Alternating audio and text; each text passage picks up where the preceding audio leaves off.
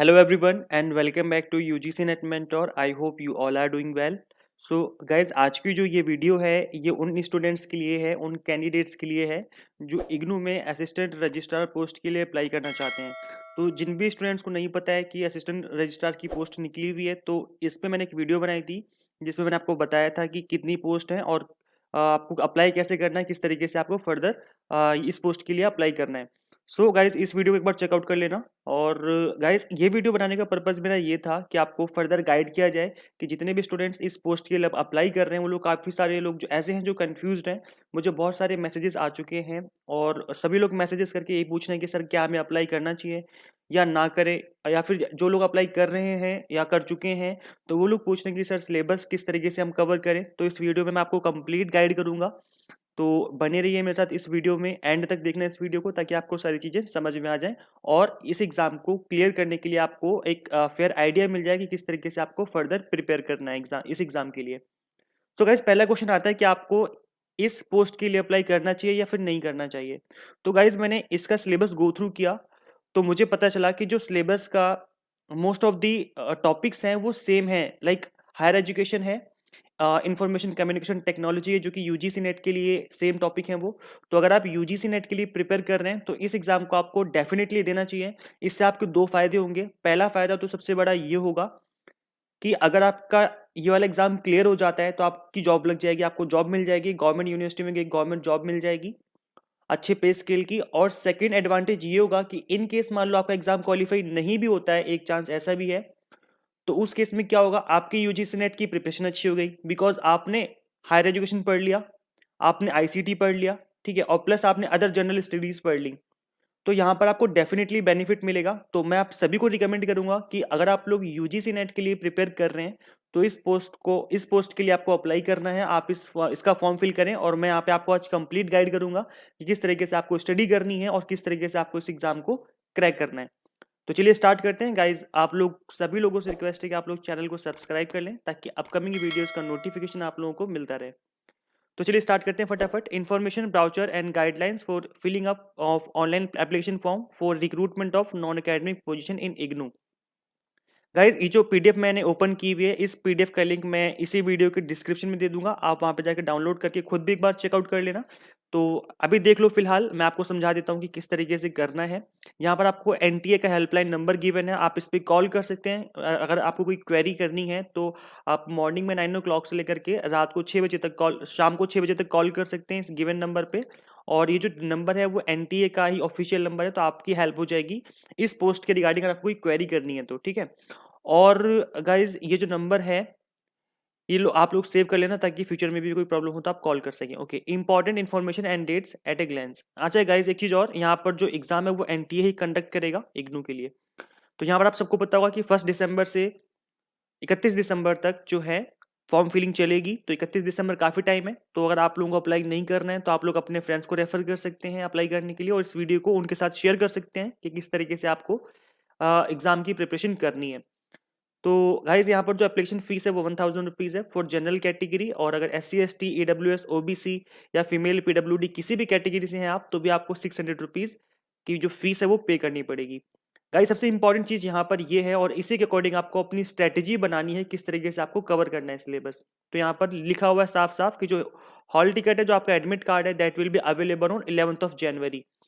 मतलब आपके पास almost almost 1 month है। हम कह सकते हैं कि ऑलमोस्ट आपके पास 1 मंथ है बिकॉज आज आज जो डेट है वो 7 December है। तो आपके पास ऑलमोस्ट 1 मंथ है जिसमें आपको इस सिलेबस को कवर करना है, जो कि आज मैं आपको बताने वाला हूँ। डेट ऑफ एग्जामिनेशन जो है वो 24 जनवरी 2021 है। तो हाँ, ये जो आपकी है ये मेन डेट है जिस डेट को आपको एग्जाम होना है, तब तक आप पढ़ते रहेंगे।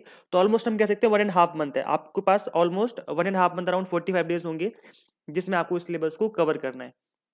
ओके, सो यहाँ पर जो एग्जाम होगा वो 3 hours का होगा, और जो एग्ज़ाम टाइमिंग है वो मॉर्निंग में 9 o'clock से 12 o'clock तक चलेगा आपका एग्ज़ाम। और आपका सिटी क्या होगा, एग्जाम सेंटर क्या होगा, तो as indicated on admit card, जो भी एडमिट कार्ड पे लिखा होगा आपको वहीं पे जाना होगा।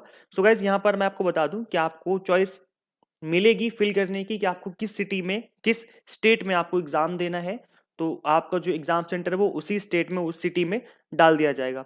And guys one more thing, काफ़ी सारे स्टूडेंट्स ऐसे भी हैं जिनको ये पूछना था कि सर ये पोस्ट हैं इसका जो रिक्रूटमेंट है, पोस्टिंग है, वो कहाँ पे होगी। आई मीन कुछ स्टूडेंट्स ऐसे हैं जो कि दिल्ली में रहते हैं तो चाहते हैं कि हमें दिल्ली वाले रीजन में ही पोस्ट कर दिया जाए, या कुछ ऐसे स्टूडेंट्स हैं जो चाहते हैं कि जो बाहर के स्टेट हैं लाइक यूपी है या फिर बिहार है या फिर जम्मू कश्मीर, इस जो यहाँ के रीजन के जितने भी इग्नू के सेंटर्स हैं वहाँ पे इनकी पोस्टिंग होगी। तो कहाँ पे पोस्टिंग होगी, तो गाइज ये कंप्लीटली इग्नू ही डिसाइड करेगा। लेकिन फिर भी जहाँ तक मुझे लगता है कि एक प्रेफरेंस दी जाएगी आप लोगों को कि जहाँ से आपका नेटिव प्लेस है, जहाँ से आप लोग अप्लाई कर रहे हैं, आपको जनरली वहीं पे प्लेस किया जाएगा। सपोज करो अगर आप दिल्ली से अप्लाई कर रहे हैं तो आपको आपको एक चांस लगेगा कि आप दिल्ली वाले रीजन में आपकी पोस्टिंग हो, ताकि जो चीज़ें हैं वो ज़्यादा कंफर्टेबल रह सके। ऐसा लगता है कि ऐसी चीज़ें हो सकती हैं, बट ये कंफर्म नहीं कैसा होगा, ये कंप्लीटली इग्नू ही डिसाइड करेगा। एनटीए और इग्नू मिलकर डिसाइड करेंगे कि कहाँ पे पोस्टिंग की जाएगी। सो गाइज आपको अप्लाई किस किस तरीके से करना है। जो ऑनलाइन फॉर्म होगा वो कहाँ पे अवेलेबल होगा, इस वेबसाइट पे अवेलेबल होगा, recruitment.ntic.nic.in। तो मैं एक बार ओपन करके दिखा देता हूँ। यहाँ पे दिख रहा होगा आपको assistant registrar security officer for IGNOU and. तो यहाँ पे करना है कि आपको यहाँ पे आना है इस वेबसाइट पे और apply for assistant registrar post security officer, इस पर क्लिक करेंगे तो आपके सामने खुल के आ जाएगा इस तरीके से। और फिर यहाँ पे आपको फॉर्म फिल करना है, यहाँ पे आपको क्लिक करना है न्यू रजिस्ट्रेशन पर। देन उसके बाद आपकी जो फॉर्म फिलिंग है वो स्टार्ट हो जाएगी, आपके सामने सारी चीज़ें आ जाएंगी। यहाँ पे करना है I have downloaded information and click to proceed करना है। देन फर्दर आपका यहाँ पर फॉर्म फिलिंग का कंप्लीट प्रोसेस आ जाएगा। सो गाइज आई थिंक ये सभी तो जानती हैं किस तरीके से करना है। अब हम बात कर लेते हैं सिलेबस की। सिलेबस के लिए हाँ, एक चीज़ और गाइज, यहाँ पर जो असिस्टेंट रजिस्ट्रार की पोस्ट है वो टोटल 42 पोस्ट हैं, जिसमें आपका पे स्केल है वो अच्छा खासा लेवल 10 ऑफ 7th CPC के अकॉर्डिंग पे किया जाएगा। तो जो कि बेसिक 56,100 रुपये होता है। इसमें आपके DHR ये सब मिलाकर के जो आपकी सैलरी बनती है वो अराउंड 70 to 75,000 रुपीज़ बनेगी, according to area, according to आपका स्टेट की किस सिटी में आपको पोस्टिंग हुई है। लाइक अगर मुंबई वाली रीजन में हो गई तो ज़्यादा सैलरी बनती है, और अगर किसी अदर स्टेट में हुई तो थोड़ी सी कम रहेगी, अराउंड 70,000 तो रहेगी। ठीक है, तो सैलरी अच्छी खासी है, आप सभी को अप्लाई करना चाहिए। यहाँ पर जो अपर एज लिमिट है 1 दिसंबर 2020 को, दैट इज 42, इससे ज़्यादा की एज लिमिट वाले स्टूडेंट्स अप्लाई नहीं कर सकते हैं। यहाँ पर आपको फर्दर डिवाइड किया हुआ है कि जो पोस्ट हैं टोटल 21, यहाँ पर किस किस कैटेगरी में कितनी कितनी पोस्ट हैं। तो टोटल 21 पोस्ट हैं और मैक्सिमम एज लिमिट 42 है। तो यहाँ पर लिखा हुआ है साफ साफ, जो इसेंशियल क्वालिफिकेशन है that is a master degree with at least 55% of the marks और an equivalent grade in point scale wherever grading system is followed. तो काफी सारे स्टूडेंट्स ऐसे थे जिनको कंफ्यूजन थी कि सर क्या एक्सपीरियंस भी रिक्वायर्ड है, तो एक्सपीरियंस रिक्वायर्ड नहीं है। एक फ्रेशर स्टूडेंट भी अप्लाई कर सकता है इस जॉब के लिए और काफ़ी अच्छी खासी जॉब है।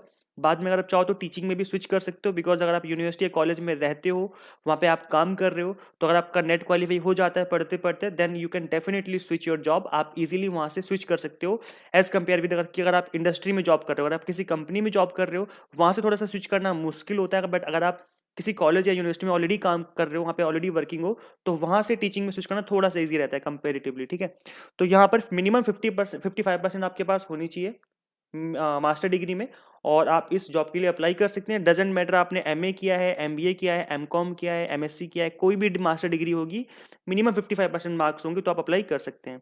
सबसे अच्छी चीज़ यहाँ पर ये है कि इस जॉब के लिए मैक्सिमम जो स्टूडेंट्स हैं वो इसके लिए एलिजिबल हैं, बिकॉज यहाँ पर UGC नेट की रिक्वायरमेंट नहीं है, और मैक्सिमम पीपल जो यहाँ पर इस चैनल पर हैं, यानी कि जो भी यहाँ पर फॉलो करते हैं मुझे, सभी लोग मास्टर डिग्री लेकर के बैठे हैं। तो इन सभी को मैं गाइड कर देता हूँ किस तरीके से आपको पढ़ना है। गाइज यहाँ पर 5% का रिलैक्सेशन मिलेगा आपको, जो भी SC ST कैटेगरी के हैं, तो उनके अगर 50% है तो वो लोग भी अप्लाई कर सकते हैं। एज रिलैक्सेशन आप सबको पता होगा, जैसे मिलता है गवर्नमेंट जॉब में वही है। SC ST को 5 ईयर्स का, OBC को 3 ईयर्स का। बाकी आप देख लेना कौन सी कैटेगरी को कितना मिलता है, आई थिंक सबको पता होगा इसके बारे में।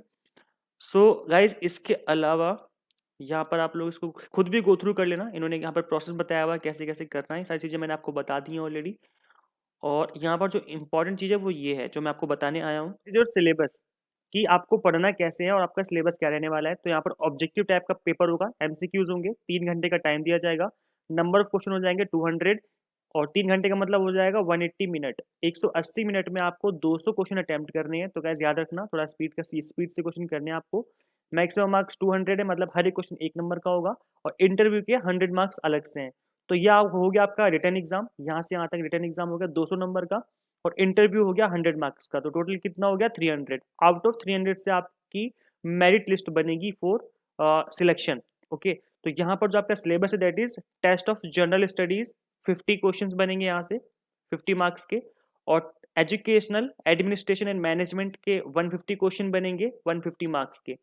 तो यहाँ पर टोटल जो मार्क्स हो जाएंगे वो टोटल 200 हो जाएंगे फॉर रिटन एग्जाम, और 100 मार्क्स का हो जाएगा आपका इंटरव्यू। ओके, चलो आगे बात कर लेते हैं। हाँ guys, one more thing, the question shall be generally on the minimum qualification level, मतलब एमकॉम यानी मास्टर डिग्री तक के क्वेश्चन पूछे जा सकते हैं आपसे मैनेजमेंट और एजुकेशनल बैकग्राउंड से। और इसके अलावा नेगेटिव मार्किंग होगी 0.25% की। तो यहाँ पर ये थोड़ा सा एग्जाम को थोड़ा टफ बना देता है, क्योंकि नेगेटिव मार्किंग जब होती है तब आपको वही क्वेश्चन अटेम्प्ट करने होते हैं जो आपको आते हैं, अदरवाइज क्वेश्चन छोड़ देना होता है। सिलेबस क्या है आपका? टेस्ट ऑफ जनरल स्टडीज में आपको पढ़ना किस तरीके से, यहाँ पर जनरल साइंस है, current event of national and international importance है, history of India and India national movement, Indian and world geography, Indian polity, economy, general mental ability. Guys, अगर आप किसी भी कॉम्पिटिटिव एग्जाम्स के लिए प्रिपेयर कर रहे हैं लाइक एसएससी या किसी अदर एग्जाम के लिए, तो वहाँ पर सारी चीज़ें रहती हैं। तो वो वाली बुक आप रेफर कर सकते हैं। लूसेंट की बुक आती है, LUCENT, लूसेंट की बुक आती है जनरल स्टडी के लिए। वहाँ पर ये सारी चीज़ें बहुत अच्छे से गिवन होती हैं, तो आप इस बुक को रेफर कर सकते हैं। और ये बुक जो है काफ़ी अच्छी बुक है। ये गाइस, ये वाली बुक है लूसेंट की, मेरे पास भी अवेलेबल है, तो काफ़ी अच्छी बुक है गाइस। इस टाइम पे तो मेरे पास नहीं है, बिकॉज मैंने अपने फ्रेंड को दे रखी है पढ़ने के लिए। तो फर्दर आप इस बुक को आई मीन रेफर कर सकते हैं for this section A, that is general study. और इसके अलावा guys, educational administration and management के लिए आपको पढ़ना क्या है, यहाँ पर सारी चीज़ें गिवन है। तो एजुकेशनल एडमिनिस्ट्रेशन एंड मैनेजमेंट के लिए यहाँ पे देखो साफ साफ लिखा हुआ है that candidates knowledge and awareness on higher education system in India. तो वही आ गया ना जो आपकी 10th यूनिट है यूजीसी नेट की, हायर एजुकेशन सिस्टम वाला। और its regulatory bodies, recent development in the field of basic concept and principles of public administration including organization, hierarchy, unity of command, span of. तो guys, जो भी यहाँ पर higher education से related question बनेंगे उनको आपको अच्छे से प्रिपेयर करना है। और इस हायर एजुकेशन को मैंने बहुत अच्छे से कवर किया था, तो इस वीडियो को ऑलरेडी मैं बना चुका हूँ हायर एजुकेशन के ऊपर। तो इस वीडियो का लिंक मैं इसी वीडियो के डिस्क्रिप्शन में दे दूंगा, आप एक बार जरूर जाके चेकआउट कर लेना। अगर आप इस फॉर्म को फिल कर रहे हैं तो हायर एजुकेशन वाले वीडियो को जरूर देख लो, वहाँ से आपको बहुत अच्छे से हायर एजुकेशन जो आपका प्रिपेयर हो जाएगा। और गाइज, यहाँ पर जो अलग अदर डिफरेंट चीज़ें हैं ये आपको 12th क्लास की बुक में मिल जाएंगी। 12th क्लास की बुक आप रेफर कर सकते हैं बिजनेस स्टडी की, वहाँ पे आपको सारी चीज़ें मिल जाएंगी। यूनिटी ऑफ कमांड क्या होता है, स्पेन ऑफ कंट्रोल क्या होता है, अथॉरिटी ऑफ रिस्पॉन्सिबिलिटी क्या होती है, सारी चीज़ें आपको मिल जाएंगी 12th क्लास की बिजनेस स्टडी की बुक में। ठीक है, तो आप कहीं से कर सकते हैं अरेंज वो चीज़। Personal administration including recruitment, training, promotion, pay scale and service condition, union management, relationship, सारी चीज़ें आपको 12th क्लास की बुक में मिल जाएंगी। Financial administration including budget, formulation and execution of budget, इसके लिए आप गूगल कर सकते हैं, फिर यूट्यूब वीडियोज़ देख सकते हैं। Application of information communication technology and other modern technologies in the university exam. So guys, ICT के ऊपर भी ऑलरेडी मैंने एक वीडियो बनाई हुई है, इस वीडियो का लिंक मैं इसी वीडियो के डिस्क्रिप्शन में दे दूंगा, तो आप एक बार चेकआउट कर लेना, बहुत ही इंपॉर्टेंट वीडियो है वो भी, तो वहां से भी आपकी अच्छी खासी प्रिपरेशन हो जाएगी। So guys, that's all for these syllabus कि आपको कैसे पढ़ना है, कैसे कवर करना है। और यहाँ पर जो नेक्स्ट आपका सिक्योरिटी ऑफिसर के लिए, तो ये सिक्योरिटी ऑफिसर में सिर्फ एक ही पोस्ट है, तो इसके लिए तो आपको अप्लाई करना ही नहीं है, बहुत सारे इसका तो सिलेबस भी बहुत ज़्यादा है, इंग्लिश और हिंदी पता नहीं कौन कौन सा दिया हुआ है, मैंने तो पढ़ा भी नहीं है। तो सिक्योरिटी ऑफिसर में करना नहीं है, तो मैं उसको एक्सप्लेन भी नहीं कर रहा हूँ। और गैस, यहाँ पर नीचे दिया हुआ है कि कौन कौन से स्टेट में एनटीए के जो एग्जाम सेंटर हैं वो कौन कौन से स्टेट में कहाँ कहाँ पर अवेलेबल है। तो आप एक बार देख लेना, जो भी आपके घर के पास में हो आप वो वाला अप्लाई कर देना, तो वहीं पे आपका सेंटर पड़ जाएगा, ताकि आपको ट्रैवलिंग में कोई प्रॉब्लम ना हो। अब डेट भी आ चुकी है इसकी, तो आप उसी डेट को 24 जनवरी को एग्जाम होगा, तो आप उसके अकॉर्डिंग पढ़ें। गाइस, एग्जाम जो है 24 जनवरी को, तो बहुत ज़्यादा टाइम नहीं है। आप अगर अप्लाई कर रहे हैं इस जॉब के लिए, तो आपको आज से ही पढ़ना है, अभी से पढ़ना है। ठीक है, प्लानिंग कर लो, मैं हमेशा कहता हूँ प्लान करके पढ़ोगे तो चीज़ें ईजी लगेंगी, तो प्लान कर लो और पढ़ना स्टार्ट करो। सो गाइज, वीडियो पसंद आई हो तो मुझे कमेंट करके बताना, मैंने आपको सारी चीज़ एक्सप्लेन कर दी है अभी यहाँ पर। तो गाइज, इस वीडियो में इतना ही। अगर आपको पसंद आई वीडियो तो आप अपना फीडबैक दे सकते हैं कमेंट सेक्शन में। सो गाइज, मिलते हैं नेक्स्ट वीडियो में। Till then keep watching UGC NET mentor. Thank you so much.